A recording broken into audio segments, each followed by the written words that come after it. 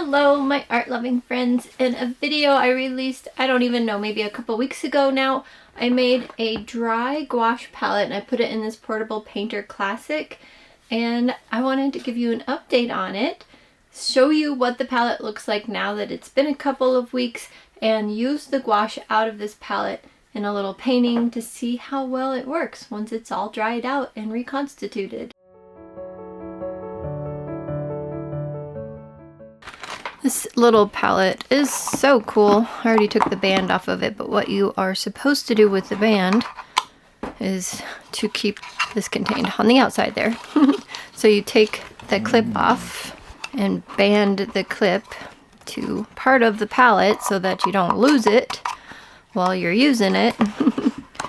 And then you're all set. So here's what it looks like. I think this might be the first time I've opened it. I might have opened it before I left to see if it was dry or not. I can't remember. I think maybe I did. There we go. So even with the glycerin added, you can see they're very cracked. Not to the point that anything's going to fall out. Let's put that to the test actually. Nothing fell out. But this would have been the perfect time to go back in and squeeze more paint into the wells to try and fill up these cracks to prevent them from falling out in the future as I use them. Because as more paint gets used out of here, more space is available for the cracked gouache to move around and fall out. So that's why you really want to try and keep these full. But I don't have the paint with me, so too bad. And it snowed here yesterday and kind of rained. I think, did it rain the day before? I can't quite remember, but we have snow on the ground here in California, of all places. So I notice, because there's a lot of humidity right now in my camp trailer, because it's made of aluminum, it's a lot of humidity. But anyway, this paint it's just a little sticky.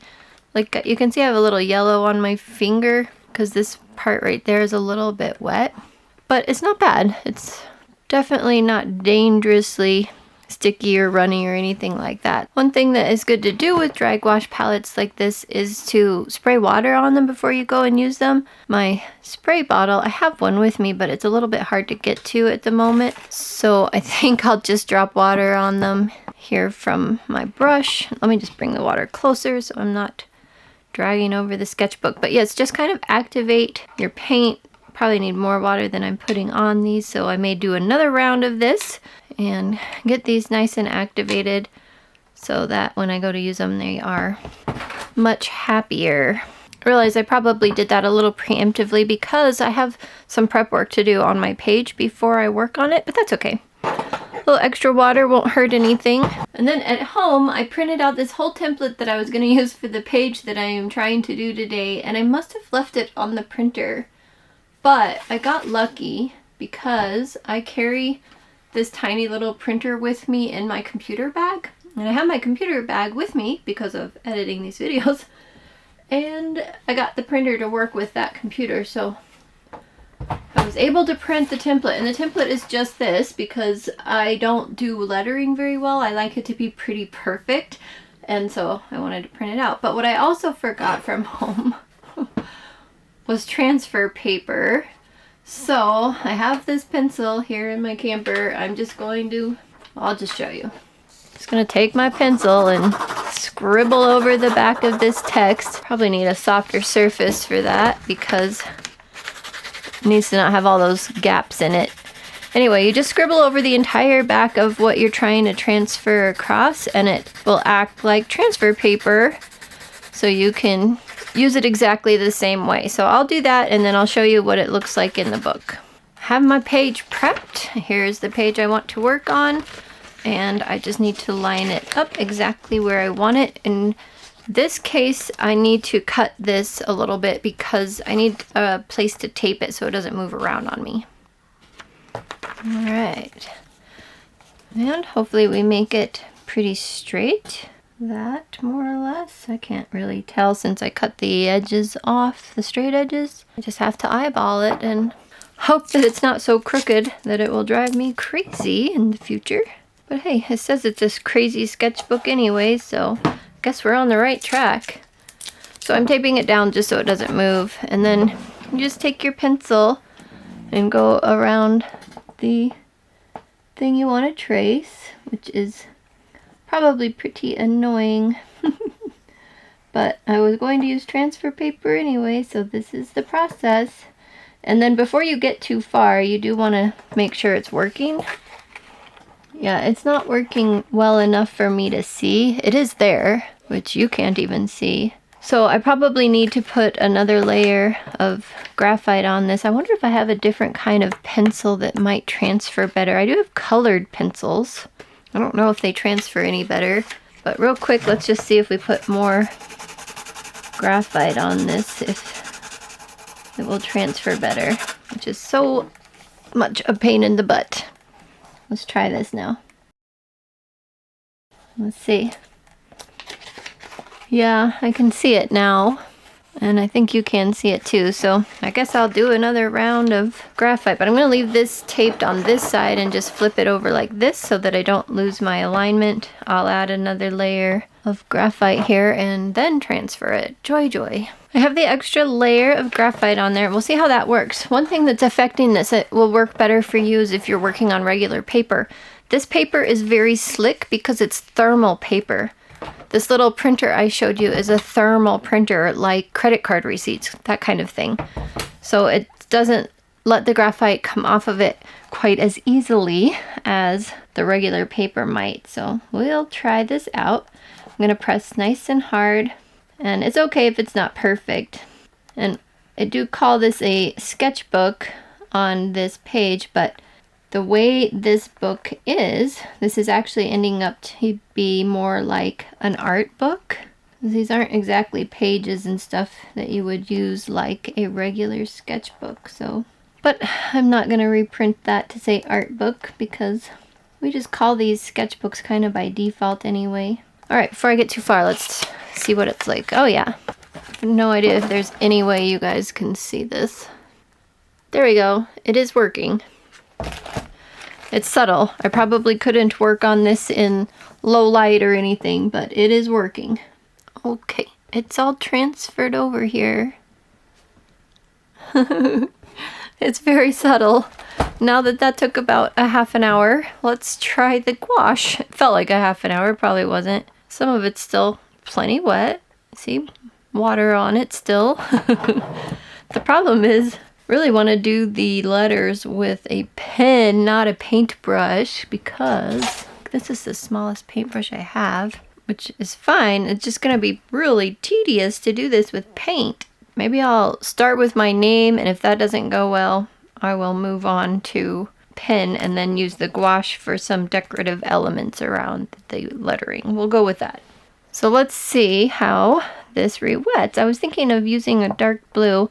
Well, you know, one thing I didn't do on this was create a swatch sheet, so I don't really know what my colors are. I wrote them down here, though. That is a Prussian blue right there. I wondered if it was. I thought about using the Prussian blue here. The other one is ultramarine light. Either Prussian blue or ultramarine light would go well with the opposite page. So let's try the ultramarine light and see what we think. Ooh, this brush does get into very fine point. Oh, wow. This is gonna take a couple years. This way, this brush is a lot tinier than it appears. I wonder if I could get away with using a slightly bigger brush. And I think, being craft paper and wet gouache, the paint is soaking into the paper a little bit, which is making it even darker. So it's probably good that I used this lighter color over the Prussian blue. However, I think I might want to try reserving this brush for the super fine detail and see if I can get away with using a slightly bigger brush. I'm just trying to get the paint off of the belly of this brush so I don't waste any. All right, let's try a bigger brush. This is the smallest round that comes in the Sarah Burns set. So let's see how much paint we can get on that. Just seems to re-wet really nicely. Definitely soaking in.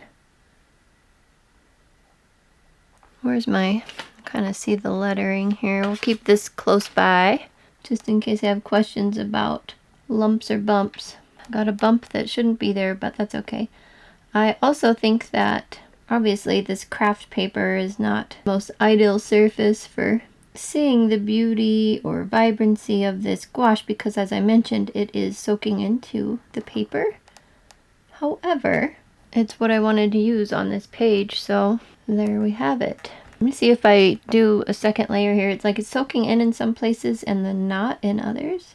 Alright, since this is going to take a couple decades, I should start up my audiobook again and put this on time-lapse. I am currently listening to Hell Divers Book 7 by Nicholas Sansbury Smith, and it's a great series. I'm really enjoying it a ton. So what are some of your favorite books? You guys listen to audiobooks? You read regular books? I do both, of course, but it's really nice to have an audiobook option, especially when traveling, spending a lot of hours alone in the truck, and when doing artwork. Now back to the gouache. This is super fun because this gouache goes down dark just like gouache does, and the dark colors dry a little bit lighter. The light colors tend to dry darker, and you can see how brilliantly that ultramarine blue light is drying. I think it looks so pretty, and I'm glad I chose it for this part of the page. Now filling text in like this is a tedious process, but there is some satisfaction from it. Just using craft paper, seeing the color go over the brown is really satisfying. So I am glad that I chose gouache for this, and interestingly enough, this gouache reruts very nicely. So sometimes I actually ended up with more on my brush than I anticipated. Wasn't a huge deal. It actually works out well on the craft paper and this particular page because it's soaking in. Where I actually had more on the brush, it tended to dry that beautiful ultramarine light color, and the others tended to soak in where I had less on my brush. So this color here is the aqua blue. Isn't that a beautiful color? I'm so glad that I chose it for my dry gouache palette. If you missed me setting this palette up, I will link that video in the corner for you and in the description box below, because that is how this whole journey started. And if you're wondering what sketchbook I'm working in, well, that's kind of a surprise for later too, but I will link it in the description box below. I don't even know if it's still available. It has been off and on. But I have a great video coming up with collaboration with another artist about this particular sketchbook, so you will get to see some sneak peeks of the final reveal of what I'm doing with this sketchbook before that actually gets released, because I just have some videos I have to share with you before the big one. This color here is the permanent white. It's a PW6, and even though I had a lot of water in my brush, you can see how beautifully opaque this white is. Now, interestingly enough, I am using the dry ShinHan gouache palette on this page, and the page I have covered up over on the right side there, I actually used the gouache wet from the tube. I will share that with you eventually, but for now, that one's going to be a surprise. Back to this painting, the word crazy needed to be crazy, so I used 5 different fun colors for this particular word, and then I make them all stand out a little bit later here. One of the ways I wanted these letters to stand out was to outline them in white first, and I had this fine-tipped Posca pen in my 365 Days of Art to Go pack, and I could not get it to activate. I did test this Posca pen before I left home, and it did seem like it was working, so I don't know if the fluctuating temperatures here in California, where we're freezing at night, warm during the day, I don't know what. It just is not happy. I cannot get it to flow, and I gave up. So back to good old Sarah Burns gouache brushes, that very nice rigger brush or fine liner, whatever you want to call that, that really long thin brush. That's what I end up using to outline all of these words, and it worked so perfectly. It's only user error if it messes up, like when you have a twitch that you didn't mean to, or the dog sitting next to you on the couch decides it's a perfect time to stretch and bonk you to say hi. And for those of you wondering, no, we do not always allow the animals on the couch. They have to have permission first. And second of all, the couches in this particular camp trailer are vinyl, which means they wipe off with the simple swipe of a cloth. So we don't mind calling them up on the couch once in a while just to hang out with us and to cuddle. So it's easy to wipe off their dirt in this case. Now back to this drawing. I am now taking a black permanent marker, waterproof, not that that matters in this case, and going around the white. So I have a white outline and a black outline, except on the white lettering I only have the black outline because it didn't need white outlines, obviously. Once I was done with that, we added just a few more artistic elements because this obviously needed some art supplies on this page. We weren't going to get away without decorating this a little bit more. So I put a tube of paint, a little paintbrush, some kind of crayon, which I'm thinking kind of Neocolor or Crayola wax crayon, something like that. Plus, of course, a watercolor palette, a mini one in this case, but still a watercolor palette because watercolor is my first love. And I do kind of feel like this isn't a comprehensive test of this dry gouache palette because I'm using it in such a detailed way. So I do pull out my Etcher sketchbook here in a moment and try a slightly bigger area with this gouache palette, and I do have some insights on that. But in the meantime, this is how this one ended up. I think it's quite cute. Makes me happy to look at it. And switching over here to the Etcher sketchbook, this is one that I tested the Core Olive Green, which you have not seen yet. No, you haven't missed anything. I have not shown that on my channel yet, but I just used this page to make a bigger swatch so that we could see it on cotton paper, because when I swatched it, oh, you'll see, it's just not on cotton paper. But anyway, I thought it would be fun to see the full effect of the Core Olive Green in this square. Actually, it's a rectangle, and now I was like, this is the perfect color as a background color for a strawberry, because the opposite of red, the complementary of red, is green. And for some reason, I have these delicious looking strawberries in my fridge right now. You can get these beautiful things here in California, beautiful strawberries, and I've wanted to paint one ever since I bought these. So here we are, painting a beautiful strawberry. The beautiful color you're seeing right now is actually the Carmine. It's a PR17 Light Fast 3. It's beautiful. Isn't it beautiful?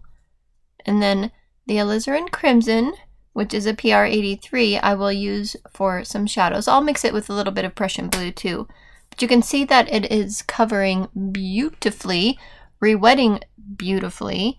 I have not pre-wet these. This is the next day, or might be 2 days later actually. I just opened the palette fresh, finished up those cute little artistic elements on the craft paper, and dived right into this.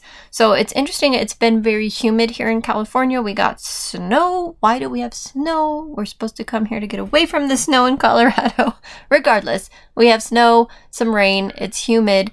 These paints are not fully dry actually, just from using them a day or two ago, but it really doesn't matter. They're not so wet that they would risk spilling out if you had them on a tilted surface. So I do feel like I could still close this palette and throw it in any bag and it wouldn't be a big deal.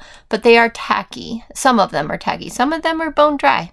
Go figure. Probably has something to do with that binder issue I had when I was pouring them out. So you guys can catch up on that video if you've missed it. But I just wanted to kind of test the opacity of them and the opacity of the white, except I'm intentionally diluting it here. I don't need that particular spot of the strawberry to be bright white, and then putting a little reflection here as well.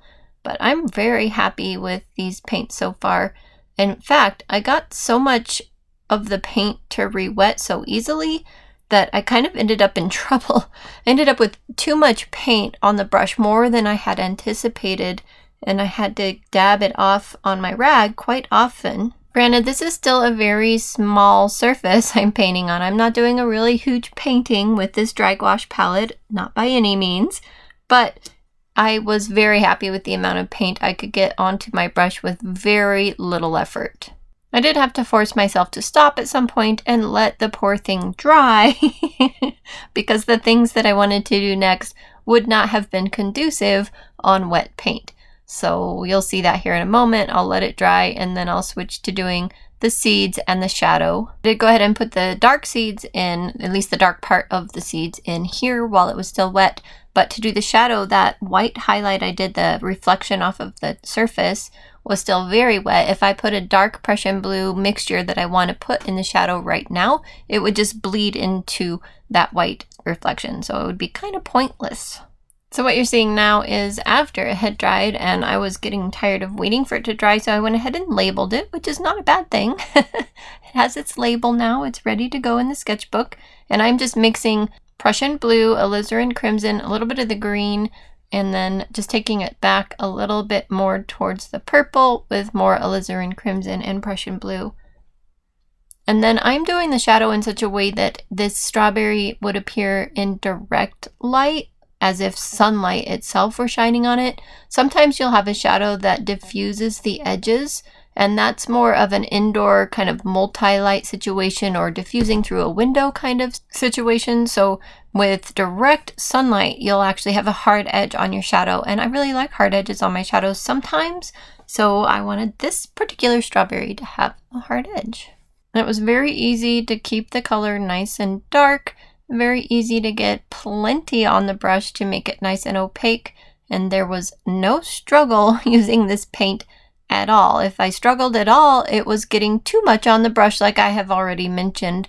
So again, I'm very happy with how this is re-wetting so far. It's still fairly fresh in the palette. I only left home 2.5 weeks ago, so I probably poured this palette 2.5, 3 weeks ago. So yeah, still a little fresh, but it dried out pretty quickly. It was pretty well dried before I left after I had poured it 2 days later, I think. I checked it really briefly before I threw it in the bag and left, and it had already cracked dry. So it was basically the exact same as I showed you at the beginning of this video when I left home. Now I have previously made a travel gouache palette with Holbein and Ingram gouache, and almost all of the Ingram gouache molded. So that has pretty well been taken out. Yes and no. I have sprayed it with Himi gouache mold spray, and that has pretty well kept it at bay. I do have that palette with me. I have not opened it. Probably should open it. But this is exciting because this one I intended to be dry, not a wet gouache palette like that other one. So I don't anticipate any mold problems at all with this palette, especially once I get back home in the very dry climate of Colorado. There is one thing that gouache makes me feel, and that is I want to do more. It is so satisfying watching the paint cover other paint. I don't know, there's just something really cool about that. So I think gouache will be more in my future. I do have a lot of brands of gouache to test at home that I have shown you, but we haven't gotten to yet. So you'll see all of that on my channel. If you're interested, I'll intersperse it in with the watercolor content. But for now, this is how the little strawberry came out.